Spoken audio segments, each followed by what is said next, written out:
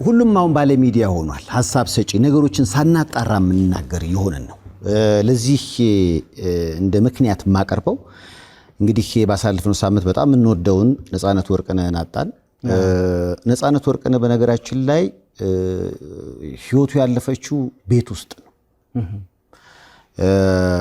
ሐኪም ቤት ሳይደርስ ነው የሚኖረው ከባለቤቱ እናት ጋር ነው። ባለፈው የሄድንበት ቤት ማለት ነው። አዎ። እና ጧት ላይ እንግዲህ ጁስ ከቁርስ ጋር ጁስ መጠጣት ፈልጋለሁ አለ። ጁስ ተሰጠው። ከዛ አስመለሰ። ሲያስመልስ እሳቸውም ተደናግጠው ጓደኞቹን አስናቀ ጋር ጠሩ። አስናቀም እየመጣ ጠብታ አምቡላንስን ጠራ። ከዛ የጠብታ አምቡላንስ ሰዎች እንደዛ እንደው ያው ፈጣን ናቸው ሲባል እናውቃለን። በጣም ግን ያኔ በጣም በፍጥነት ነው የመጡት። እግዚአብሔር ይስጣቸው። እና ከዛ በመጡበት አጋጣሚ እዛው ኦክሲጅን ሊሰጡት ሞከሩ።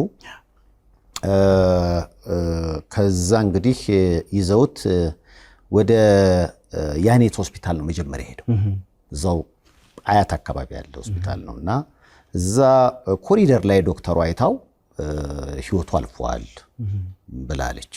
ከዛ ተመለሱ ወደ ቤት ተመለሱና እንግዲህ እኔ የደረስኩት ያኔ ነው። አስናቀ ደውሎልኝ ቤት ደረስኩኝ። የአምቡላንሱን ሾፌር ጠየቁት።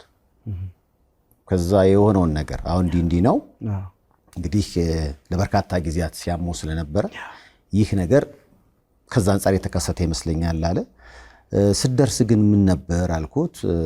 እኛም ስንደርስ ያው ቤተሰብ እንግዲህ እንዲያረጋግጥ ስለፈለግን ነው እንጂ ቦታው ላይ ስንደርስ ገና ህይወቱ አልፏል አለ። ስለዚህ በአምቡላንስ ወደ አይሲኤምሲ ሆስፒታል ነው እንዲሄድ የተደረገው። አይሲኤምሲ ሆስፒታል ስንሄድ ያው ባለቤቱና ልጆቹ ውጭ ሀገር ስላሉ የሞት አካል ማቆያ ፍሪጅ ያስፈልጋል እና እሱን ነገረናቸው። ለዛ ነው ሄደው። በአጋጣሚ እዛ እሱን ጉዳይ እየተጨራረሰ ያለ በጓደኞቹ ነው እንግዲህ ወሬው ሲወጣ ሰዎች ወደ አይሲኤምሲ ሆስፒታል መምጣት ጀመሩ እና ያኔ ወሬው መውጣት ጀመረ። እንግዲህ አሁን ቅድም እንዳልኩት ሁሉም ባለ ሶሻል ሚዲያ ነው። አሁን የሆስፒታሉ ዳይሬክተር ደወሉልኝ እና ሰዎች ነፃነትን እናንተ ናችሁ የገደላችሁት እያሉ ዌብሳይት ውስጥ ወይም ደግሞ ፌስቡክ ገጻችን ውስጥ እየገቡ በጣም እየሰደቡን ነው። እና አንደኛ ይሄ አይደለም መታወቅ ያለበት ነገር፣ ሰው መወቀስ ያለበት ባጠፋው ልክ ነው ብዬ አስባለሁ።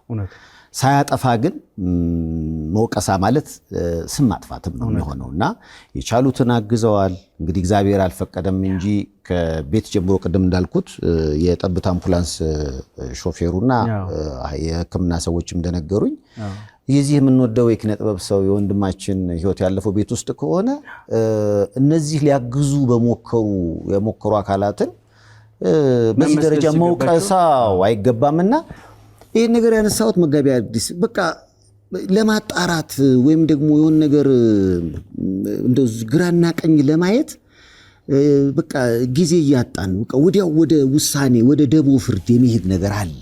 አዎ እንግዲህ ከምን ይመነጭ መሰለህ? እኔ የመጀመሪያው ከድህነት ይመነጭ። ይሄን በደንብ በግልጽ መናገር አለብን። ለምንድን ነው አሁን እንደምታውቀው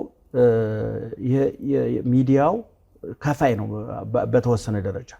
ዩቲዩብ ይከፍላል፣ ቲክቶኩም ያው ስጦታ ይሰጥበታል፣ ብዙ ነገር ይገኝበታል። ስለዚህ አሁን ሰው ገንዘብ እስካስገኘ ድረስ ምን ቸገረኝ? እንግዲህ ጤነኛ ህሊና፣ ሃይማኖታዊ ህሊና፣ ሰብአዊ ህሊና ገንዘብ ማግኘቱን ብቻ ሳይሆን ማን ነው የሰጠኝ፣ ለምንድን ነው የሰጠኝ ብሎ መጠየቅ አለበት። ይሄ ነው ትልቁ ጥያቄ። ለምንድን ነው የሰጠኝ? እኔ ሰይፉ ገንዘብ ብር ቢሰጠኝ ለምንድን ነው የሰጠኝ መጠየቅ አለብኝ። ይሄንን የሚጠይቀው ህሊና ይሞታል። በነገራችን ላይ አይኑ ጠፋ፣ ጆሮ ደነቆረ፣ እጁ ተቆረጠ፣ ሳምባው ኩላሊቱ ፌል ሆነ ምናምን እንደሚባለው ህሊና ፌል ይሆናል። ፌል ያደርጋል። ህሊና ፌል ያደርጋል እና ይኖራል። ከዛ ይሞታል። የሞተ ህሊና ይባላል። ህሊናው ሞቶ ሰውየው ግን ይሞታል። በቃ አንዳንድ መኪና ይኸውልህ ሌላው ቦዲ ጥሩ የሆነ ሞተሩ የማይረባ መኪና አለ። አሁን በቃ ስታየው በንጽህና የተያዘ መስኮቱ በሩ ምናምን ነው፣ ሞተሩ ግን አደጋ ያለብን ነው ይችላል። አንዳንድ ሰዎች መልካቸው አምሮ አለባበሳቸው አምሮ ሞተራቸው የተበላሸ ሰዎች አሉ። ህሊናቸው የሞት እንዴ በኃጢአታችሁ ሙታን በነበራችሁ ጊዜ ማለት ነው የሞት ህሊና እኮ ማለት ነው። ኢየሱስ ክርስቶስ ከደቀ መዛሙርቱ አንዱ አባቴን ቀብሬ ልምጣሽ ፍቀድልኝ አለው። ምንድነው ያለው? ሙታን ይቀበሯቸው ነው ያለው። እንግዲህ በቀባሪና በተቀባሪ መካከል ንፍሮ የመብላትና ያለ መብላት ጉዳይ ነው ልዩነቱ። የተቀበሩ ንፍሮ አበላም፣ የቀበሩ ንፍሮ በልቷል። ህሊና ይሞታል።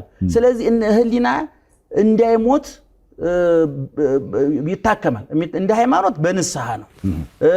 እንደሌላው ዓለም ደግሞ ይቅርታ ማድረግ አንድን ጉዳይ በስልጣን ላይ ልትሆን ትችላለህ፣ በዝና ላይ ልትሆን ትችላለህ፣ ሀብት ላይ ልትሆን ትችላለህ። በዚህ ጉዳይ ይሄ ነገር ልክ አልነበረም አጥፍቼ አሁን ውጭ ሀገር አይተሃል። አንዳንድ ጥፋት ሲጠፋ ባለስልጣኖች ስልጣናቸው ይለቃሉ አይደል?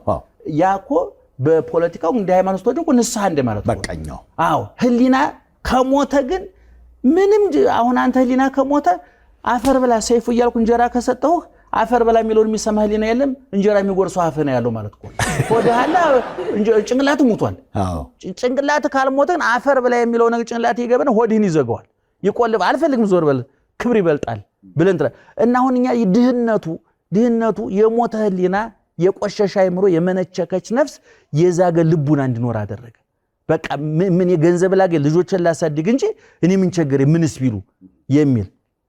በሁለተኛ ደረጃ ይሄ እንደምታውቀው ሚዲያው ያሁኑ ሚዲያ የሆነ ቦታ ቢሮ ከፍቶ የሆነ ቦታ ስቱዲዮ ከፍቶ አይደለም። አሁን በዩቲዩብ በቲክቶክ አውስትራሊያ ጫካ ሊሆን ይችላል ለርሶኝ እሱና እግዚአብሔር ብቻ ናቸው የሚታዩት።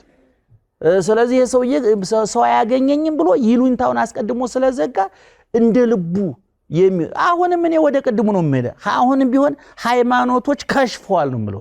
አሁንም ተጠያቂው ጫካ ውስጥ ነው። መንግስት አይደርስበትም፣ ፖሊስ አይደርስበትም፣ አንተና እኔ አንደርስበትም። ህሊና የሚባል ግን በውስጡ አለ። ህሊና በዚህ በመጽሐፈ መነኮሳት ይባላል በቤተክርስቲያናችን። ልቡና የሰውነት ሚዛን ነው ይላል። እዚህ ውስጥ ያለው ማመዛዘኛው ጭንቅላቱ ልቡና ነው። መዳለው አልባብ ልቡና ሚዛን ነው።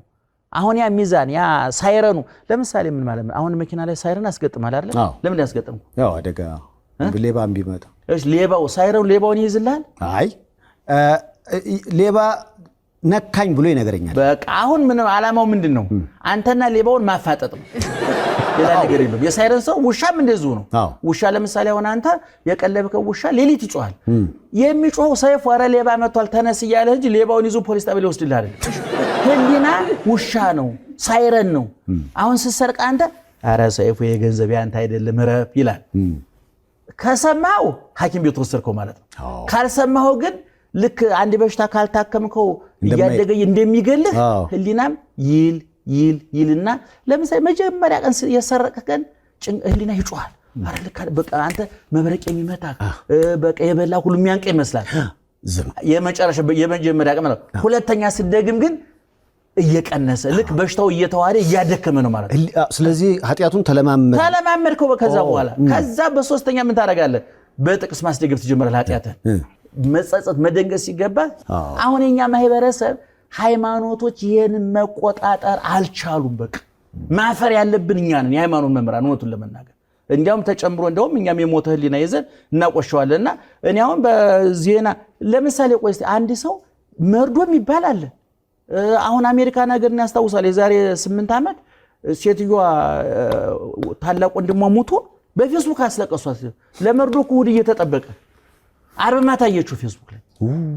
ይኸውልህ አሁን አየህ እንዲህ አይነት የቆሸሸ ማህበረሰብ ውስጥ እንዴት ነው ልንገባ የቻልነው? እኔ ቆም ብለን አሁንም ቢሆን ቆም ብለን እንደው ትንሽ ሚዲያ ላይ ያለ ነው ስልጣን ላይ ያለ ነው በሃይማኖቱም በፖለቲካውም በሚዲያውም ፊት ለፊት ያለ ነው ተቀራርበን ኧረ ምን እናድርግ? እንደ ህዝብ እየሞትን እኮ እንደ ህዝብ እያበድን እንዴ ሰይፉ ሰው ተመካክሮ ያብዳል እንዴ?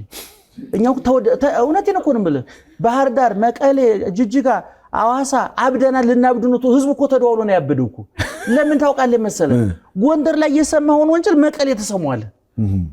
ስለዚህ እኔ ቁጭ ብለን እንደው ከተማው ቆሽሿል እናጽዳው እንደምንለው ሁሉ ህሊና ቆሽሿል፣ መጸዳት አለበት። እኔ መንግስት የኮሪደር ልማት እያለ ቤት እያፈረሰው ቤቶች በአዲስ እንደሚተካ ሁሉ እኔ ብዙ የኮሪደር ልማት ሊካሄድባቸው የሚገቡ የቆሸሹ ቤቶች ህሊናዎች አሉ፣ አይምሮዎች አሉ። በእውነቱ እነዛ ላይ የእምነት ተቋማት መዝመት አለባቸው። ስለዚህ እኔ በአንድ ሰው ሞት ላይ እንዴት ሚዲያ ላይ ተወጥቶ ይወራል? ማፈር እኮ አለ አይደለም? ጤነኝነት የሚባለው እኮ እኔ ሁልጊዜም እንደምናገረው ሰይፉ ጤነኛ ነው የሚባለው 3 ነገር ሲያሟላ ነው። ከላይ እግዚአብሔርን ሲፈራ፣ ከጎኑ ሰው ሲያፍር፣ ከውስጡ ህሊናውን ሲያዳምጥ። ከ3ቱ ከተፈናቀልክ እንግዲህ ቤተሰብ የለም ወይም ደግሞ አንተ አልተረዳውም እንጂ ወደ ሕክምና ቦታ መሄድ አለበት ማለት ነው።